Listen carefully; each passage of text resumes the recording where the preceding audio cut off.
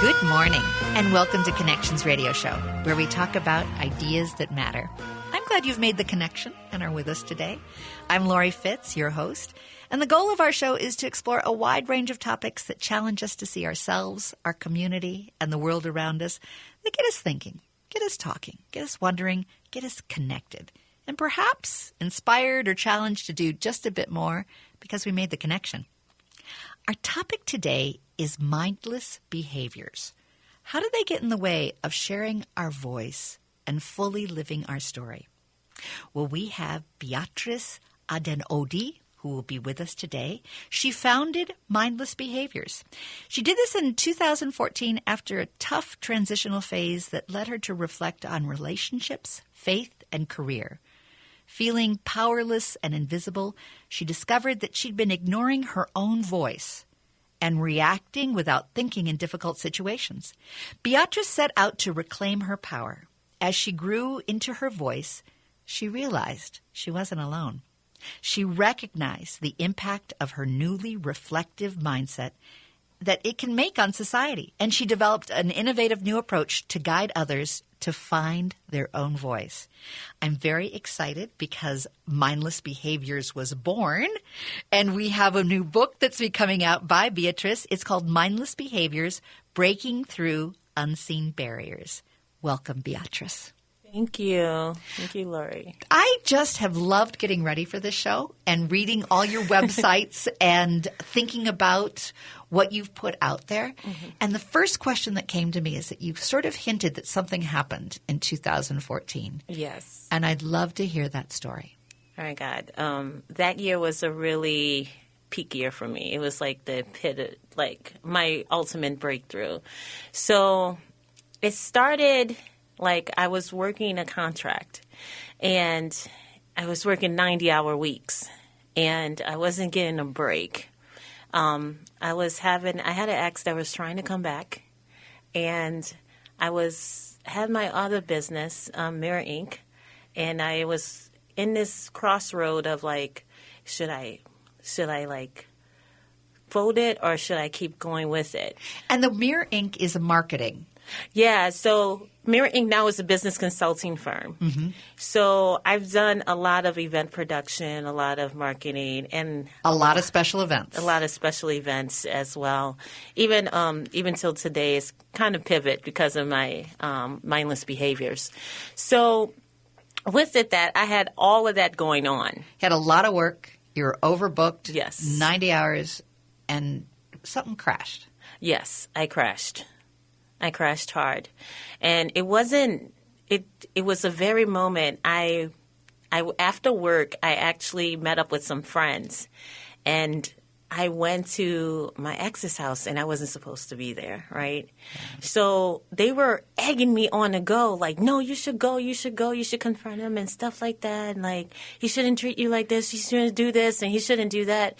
And then so they made me well, I can't say they made me go. They encouraged you. They encouraged me to go, you right? in such a way that you couldn't resist. Yeah, I couldn't resist. And I was just, now I'm like, they were egging me on. And I said, okay, you know what? I'm going to go. Fine. And like, then I got angry when I got to when I was driving all the way to his house. And so I stepped into the house and I thought I was going to die. In what way? Why? I felt like I knew I wasn't supposed to be there. And it was overwhelming? It was overwhelming, and I felt like, yeah, I knew that it was my fault going there, but I knew I was just like, no, I'm not supposed to be here, but I kept going. But there was something that you wanted to confront, it sounds like. Yes. There was something that wasn't right that just felt like you needed to confront. Yeah. I needed to confront it, but I, at that time, didn't know how to confront it. Mm-hmm. And so I went in. All eyes was on me. And, like, I can feel the tension in the air. It was just kind of like, well, what is she doing here? Oh, my God, what is she doing here? And then my ex was, like, downstairs. So he came up, and his face went blue. Mm. And he had another person that he was, like, seeing. And I was really embarrassed, but, like, you know, the people I was with, my friends that I was with, they were just looking, and they were like, They were like, no, you'll be all right. And they were like giggling. And I was like, is this entertainment for them? Mm-hmm. And I just looked and I was like, oh my God, I'm like sweating. And like, I drank a couple of glasses of wine that night, literally. Mm-hmm. And I just looked around and I'm like, what am I doing here? How did I get here? Right? At that moment. Because it felt over the top. Yeah, it just felt over the top. It was too much. And I'm like, I just came back from work. I'm working hard. And like, I had all of this stuff that was going on. And you acted on an impulse. Yes. That felt mindless. Just that you're just going to go do something without really thinking it through. I was buried in my mindlessness, and I didn't know in those moments till afterwards. So when I did that, I just slowly they now wanted to corner my ex and slowly bring him to the back for me to confront him. And we had a conversation. It didn't really go anywhere. We were just talking, and I was just like, well, this is too much. And so I went back upstairs, and one of the girls that I was with was like, you need to leave. This is not appropriate. This is not appropriate for you. You're just so much in pain with this. So like, why? I mean, I really would leave.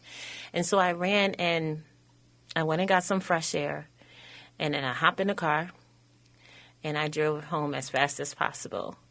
And I literally banged my hand. I stopped the car, drive up to my house, and banged my hand. Like, why is this happening? This is going on over and over and over again to me.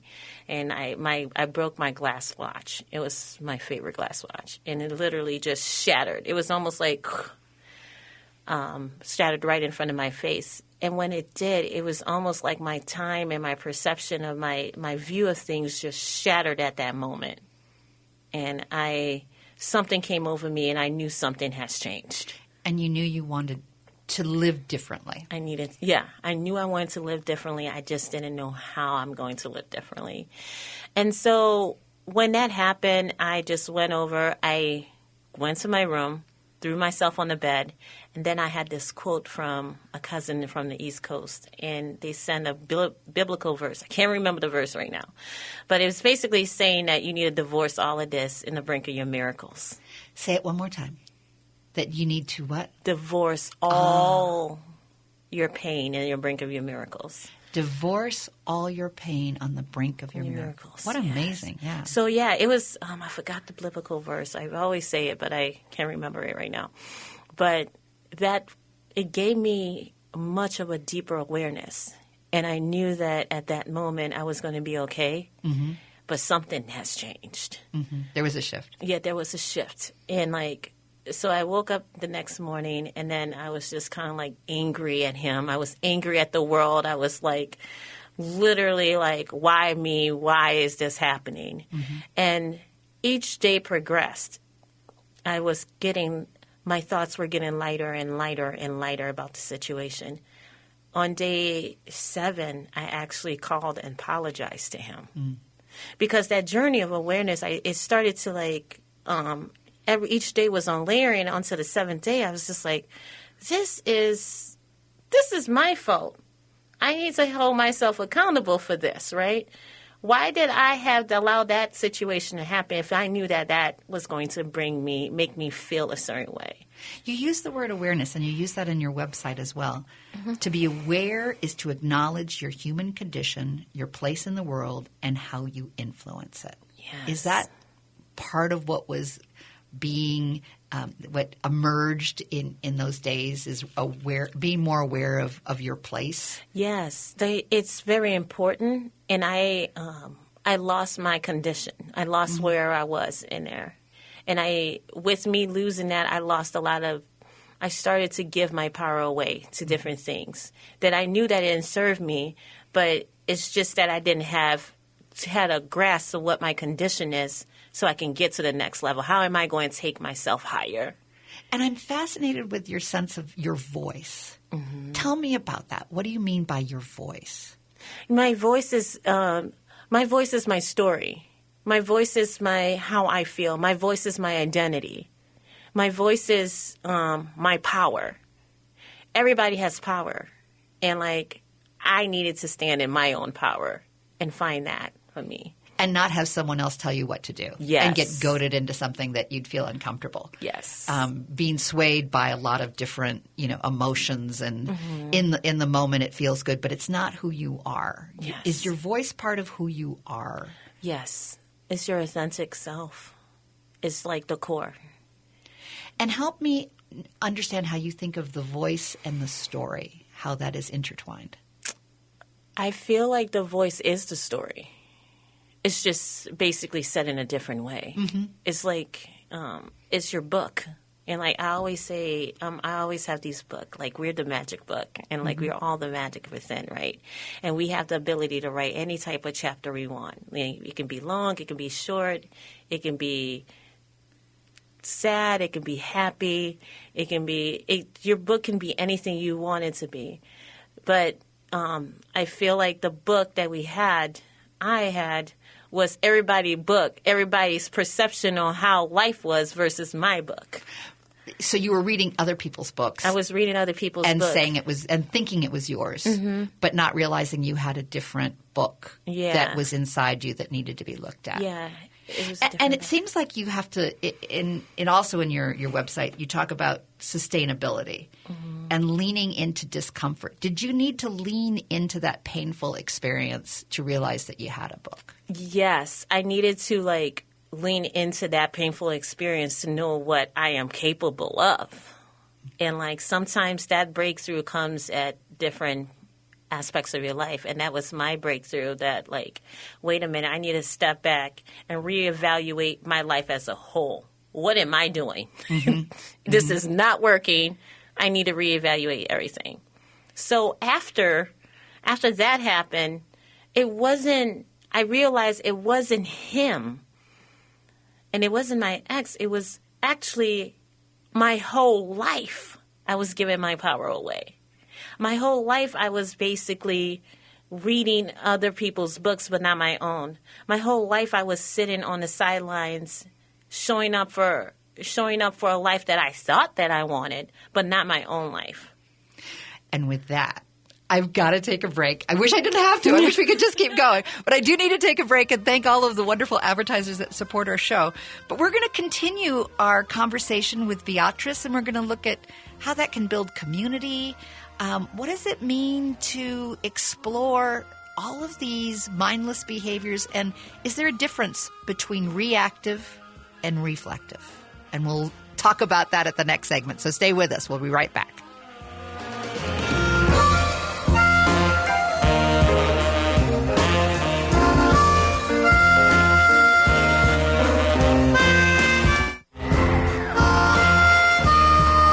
Welcome back to Connections Radio Show. I'm Laurie Fitz, your host, and we're talking about a new book that's coming out on mindless behaviors. The name of the book is Mindless Behaviors: Breaking Through Unseen Barriers.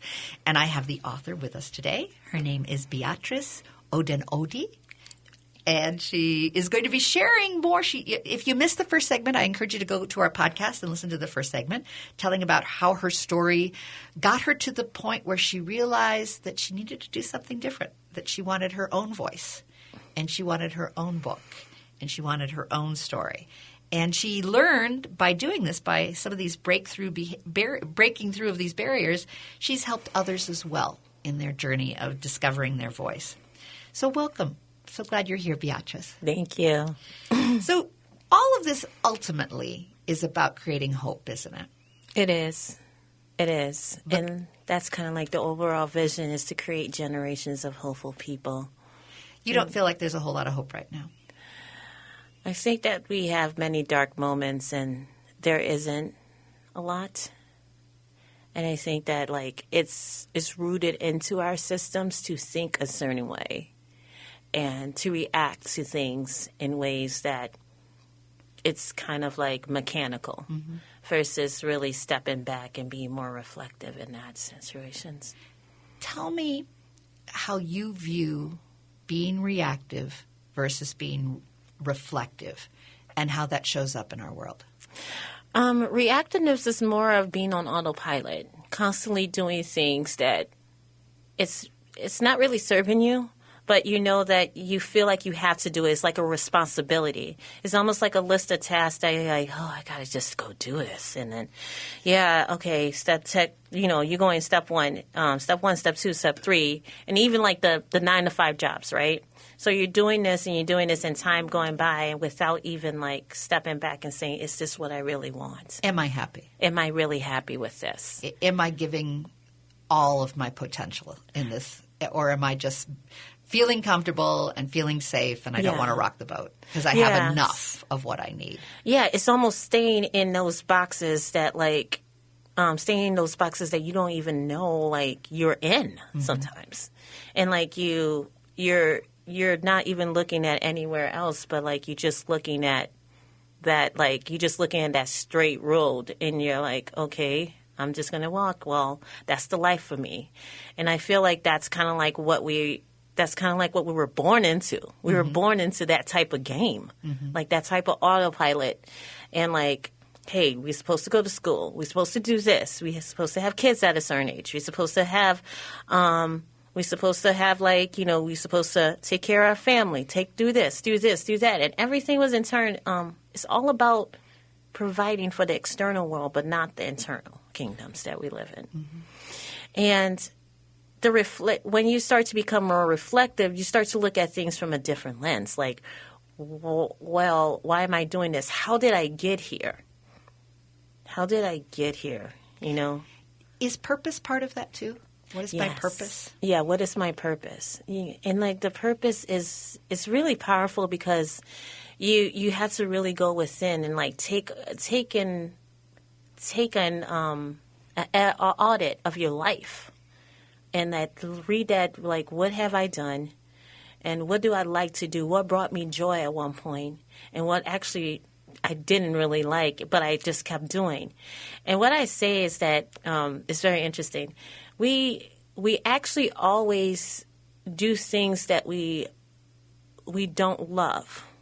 But we do it because we're either good at it or that seems to be the thing to do. That's what's available. Yeah. So we go onto autopilot because it's convenient. And we do that in relationships. We do that in our systems. We do that with work. We do that with a lot of things, right?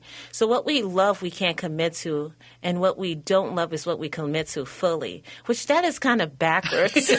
Help me understand why we're not going for the joy, right? Yes, why we're not going for the joy. And I feel like we're not going for the joy because I feel like there is a sense of being robbed. Like, oh, if we do that, that's selfish.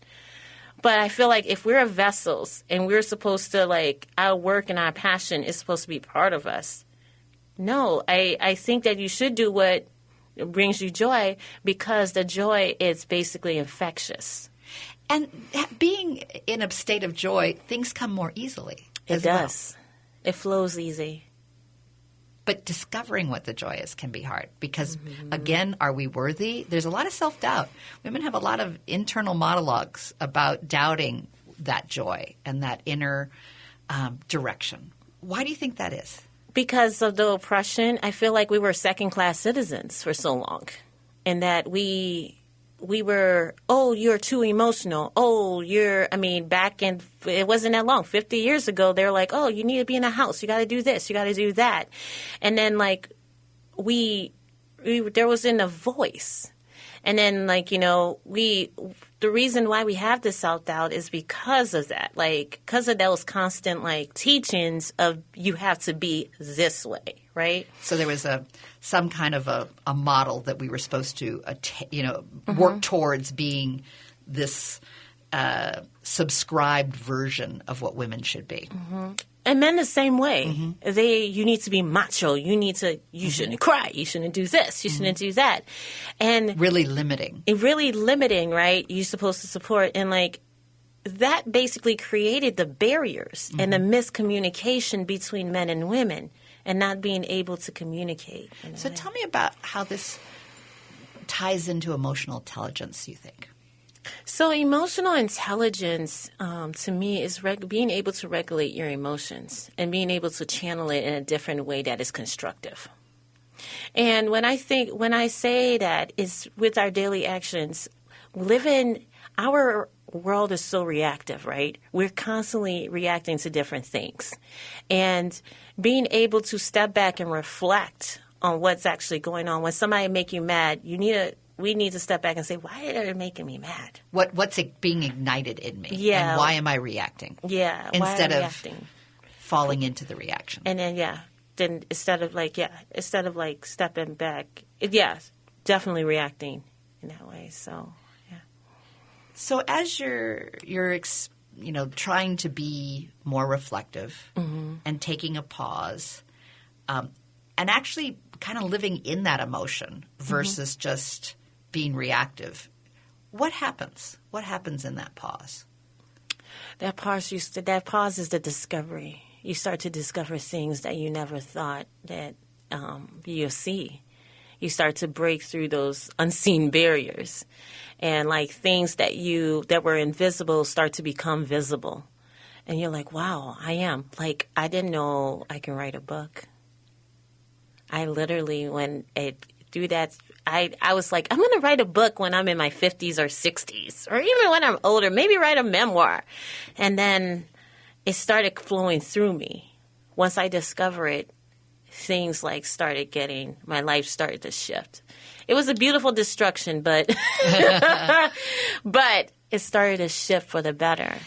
It's interesting that you say it was a beautiful destruction. It was almost like the story needed to have an ending in order for it to have a new beginning. Yeah. And something had to be destroyed in order for something new to be created. Yeah. I was dancing in the middle of a burning house while I was falling apart and finally I was falling down. So did you have to leave that burning house? Yes, I did. And then when you left the burning house and you saw the house behind you, what does that feel like? I was like, whoa, I didn't realize that happened. Okay, well, up to the next level. So in some ways you didn't even know that you were in a burning house. Is that part of the recognition of being reactive? I was aware I was in there. But I was just like, I wasn't letting the heat get to me because I was just so much in bliss of what I can do and what I'm looking forward to that it didn't matter anymore. And after you left when you explain this and I think of this metaphor, I think of you being in a burning house but then ready to leave. What's that readiness point when you're ready to break through the barrier? It was like, I know now what I got to do. Purpose came. Yes. And then I'm taking it to the next level. I'm walking out the door and I'm actually laying out my life. I'm writing it as I speak. Yeah. And with that, I need to take another break. And I'll have our audience be wondering about what sort of stories that they might be having in looking at their life and what kind of barriers that they may not even realize that are there in our sort of mindless reactivity. And we'll do a deeper dive and share a little bit about some of the stories that Beatrice has chronicled in her new book and the barriers that she saw people moving through. And I'm very excited about hearing those stories. So we'll be right back after just a few short commercials. Stay with us.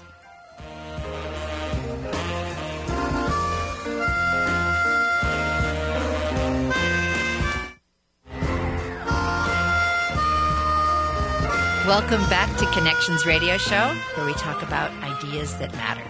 And today we've been talking about mindless behaviors. How do we all have just mindless behaviors where we're on automatic pilot, we react to our emotions, and we never really take that pause to think about why is something upsetting us? What's in there for us to discover? Well, our friend Beatrice Adenodi. There we go. Adenodi. Yes. She delightful author who has written a book called Mindless Behaviors, Breaking Through Unseen Barriers.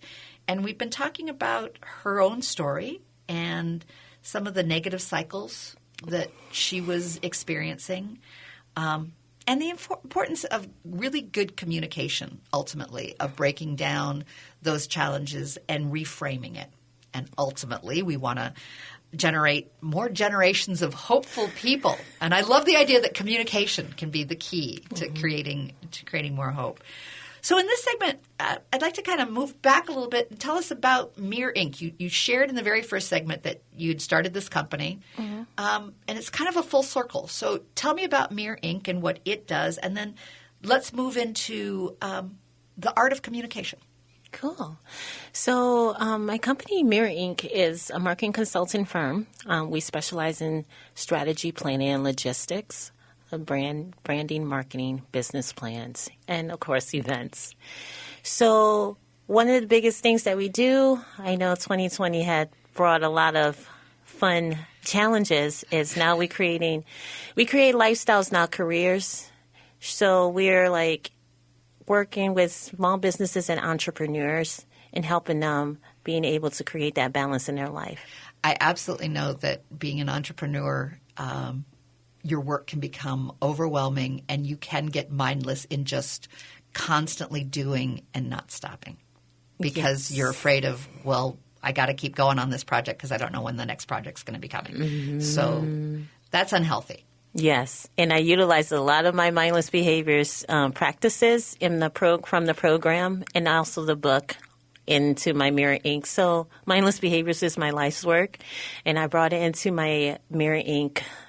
Business, and it has been really helping people shift the way they think of their business and their even their lifestyle as well. Your eyes sparkle. It's like you see the transformation. I see you with a fire in your eyes going, yes, they can be transformed. Yes, they definitely can. They make them make you think of your life in a different perspective. So we walk through a lot of exercises and getting to the root of those.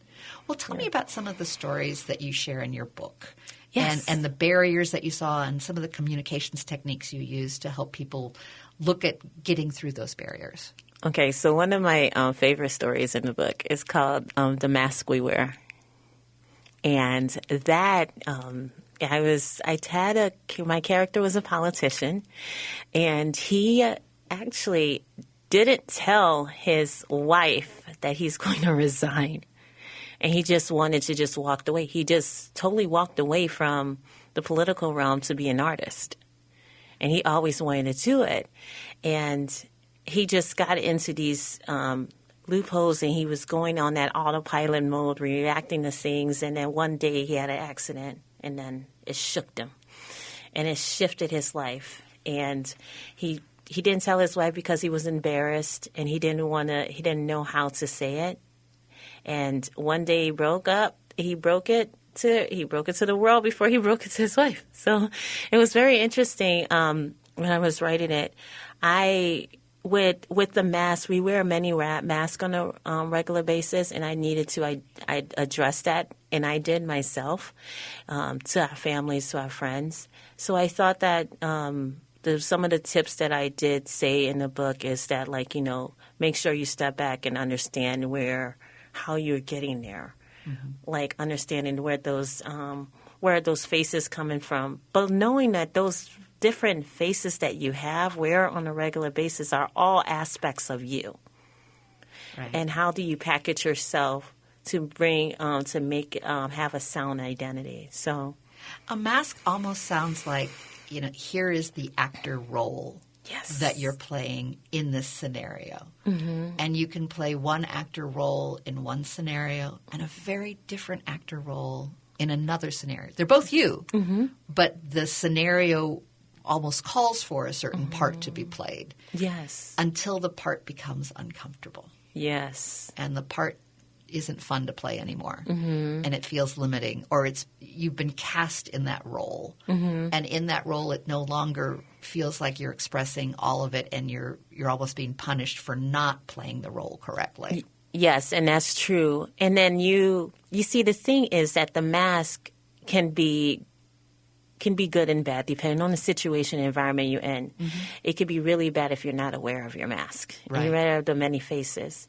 So it's not a choice anymore. You're just mindless putting on the mask. If you're intentional, it's one thing. You're intentionally fitting into the scenario. You're putting on this mask, and it's a technique to have good communication. But if you're wearing it and not knowing you're wearing it and you're unhappy, I can imagine that would be really heartbreaking. Yes. Totally. And then that's the reason why I say that it can make you tired. It can make you really fatigued when you don't know that you're having these masks off. And that's where the breakdown begins. How do you help people discover their mask? by having them step back and understanding why they have these multiple masks. And it really stems from childhood. It stems from our upbringing. You might have been given a mask. Yes. That here's a really good mask that will be really good for you. Yes. And this will make you happy, and just put this mask on and everything's going to be okay, except if it's not an authentic mask, if it's something that's, again, like you said at the very beginning, if it's not something that you created but someone's created for you. Yes. Never quite fits. That No. kind of slips around. And the faces is off and everything like that. Yes, definitely. So the mask is something you want to align with yourself, but like if you do have it, whether are you intentional with them? Right, with your many faces as well. And that's part of the reflection. That's part of the reflection. That you don't necessarily shame the mask or feel bad about the mask, but the mask is a choice. It's a choice, yes, and definitely. In this situation, in this scenario, is this a mask I feel comfortable wearing? I can't. That is correct. And if it is, go for it. Wear that mask. Yes. It's a party. Yes, definitely. But I think it is fun to have the discovery of when a mask comes off and at what level is there trust for masks to come out. Because masks, I think, are a little bit like the automatic pilot. You can get really comfortable in the script and you can get really comfortable in all that. But it takes a trust to go, I think I'm going to show you that I'm more than my mask. And I'm going to share who I am that may not match the mask that you've always seen. Yeah. And then, I mean, once you do that, you start to become a superhuman. So Batman wears a mask, though. Wait a minute. I know, right? But it's intentional. Yes, it is. And great things happen, and so does Catwoman. Yes. All those good superheroes. Yes. But listening also is important. Tell me about how you explore listening in the whole communications arts. So listening and communications actually ties into the next story. Okay. Letting your past experience affect the next relationship. And I talk about that in the book. And that was more of a communication aspect of a man that didn't face his past. And he moved on to the next relationship. And he wasn't going all the way through with it because of those barriers from that last one. And he was bringing a lot of those tendencies to that next relationship. So almost like imposing the mask on the new relationship. Yes. With someone else needing to wear that mask. And not necessarily a good or a bad thing. It's just a mask that isn't necessary to even bring into the relationship. And then what happens is he wasn't communicating with the woman that he was being involved with. And so she got frustrated. And then as time go by, the communication, their communication barriers were getting bigger and larger and larger and larger. And all of a sudden they were screaming at each other, but they weren't really listening to each other. And the power of like understanding your pain is one thing, but being able to have your pain in front of you and like somebody is trying to break through and communicating with you about their pain is another. And I noticed that yelling matches, people scream at each other, people fight and be in these conflicts. And when you're in that room with people screaming, they're not really listening to each other. There's very little empathy when two people are screaming. Yes, there's very little empathy. There's no common ground. There's a us versus them. Yes. And there's no common ground.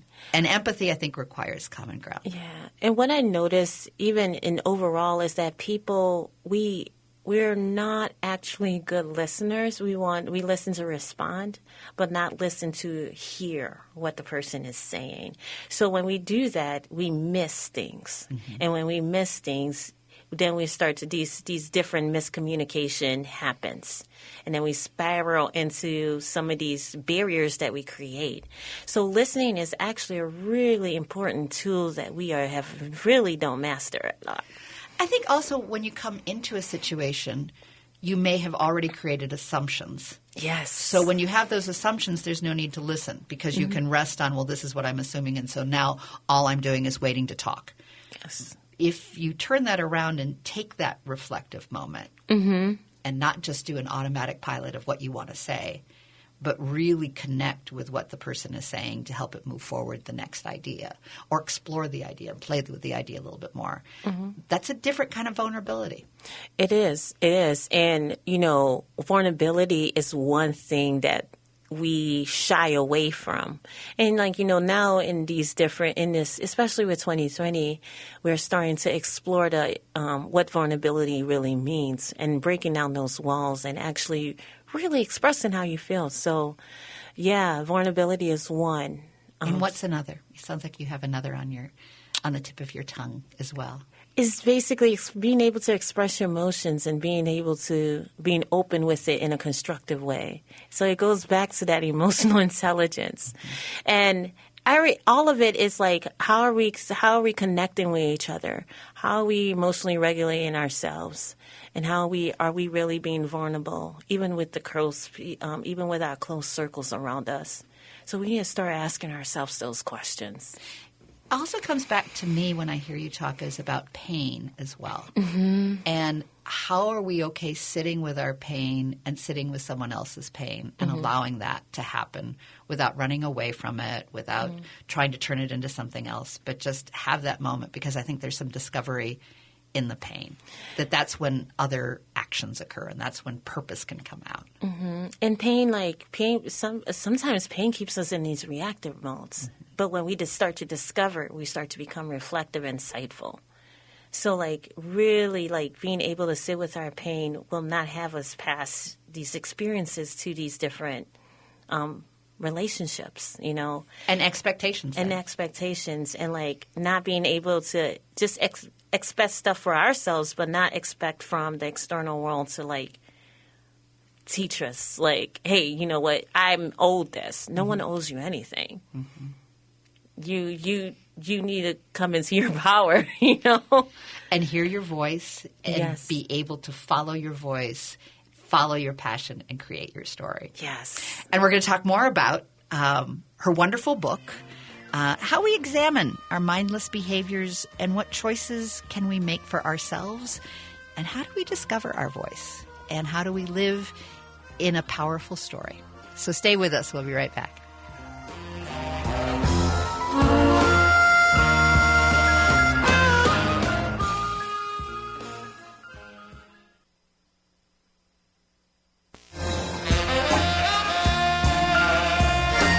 Welcome back to Connections Radio Show. I'm Laurie Fitz, your host, and our topic has been mindless behaviors. How do they get in the way of sharing our voice and fully living our story?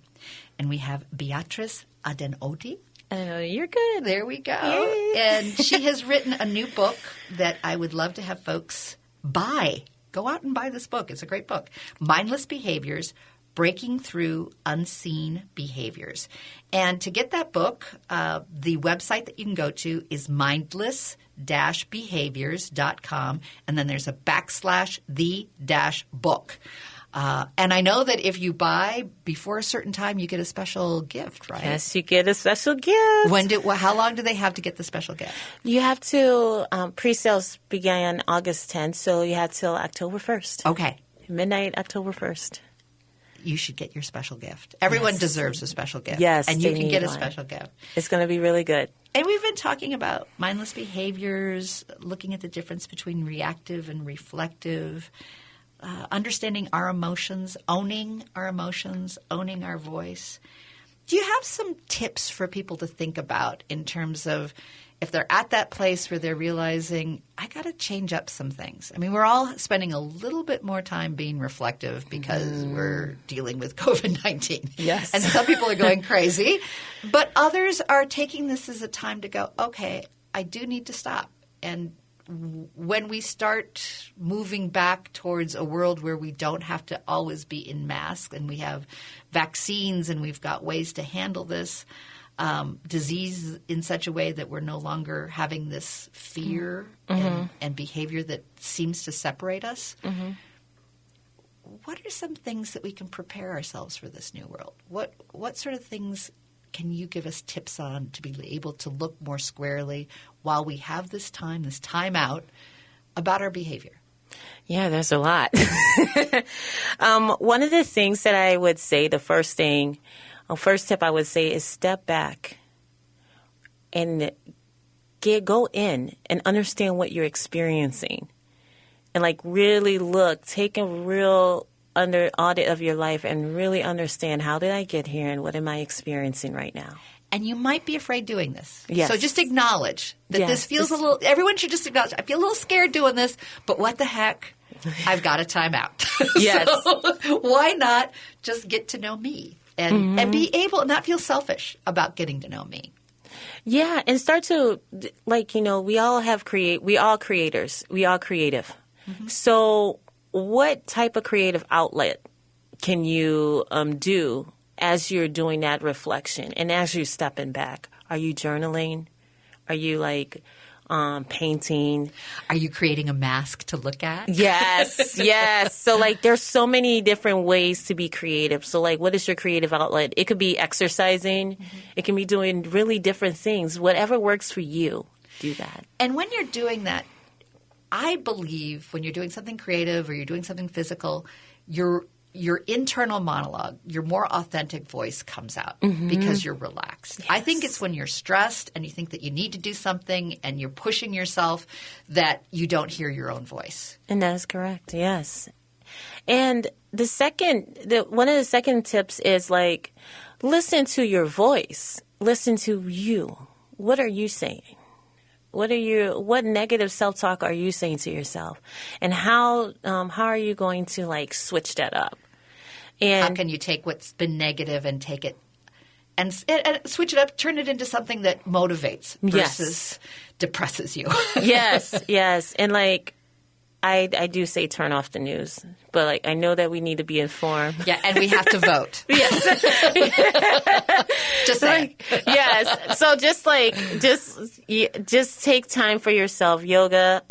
Another thing is communicate with everyone around you and listen to them. Listen to what they have to say. Those are slow down the conversation. Yeah, maybe. Slow down the conversation and enjoy each other's company.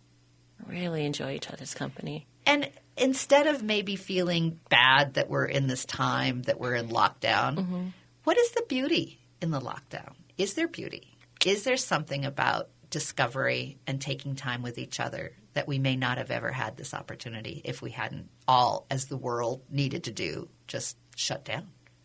Yeah, the beauty is that we can actually finally just breathe and find our purpose. Go within. We're actually going within. And I like the idea that you said, and we can breathe. And we can breathe. Because I think sometimes we hold our breath, waiting for that next moment. And if we let ourselves just breathe. Well, Beatrice, thank you so much for coming today and sharing about your book. Again, I want to make sure everyone knows how to get to that website, mindless-behaviors.com/the-book. Great book. Something to think about, something especially to think about now during COVID-19, where we have our time to look inward, journey inward. Yes, thank you for having me. Absolutely.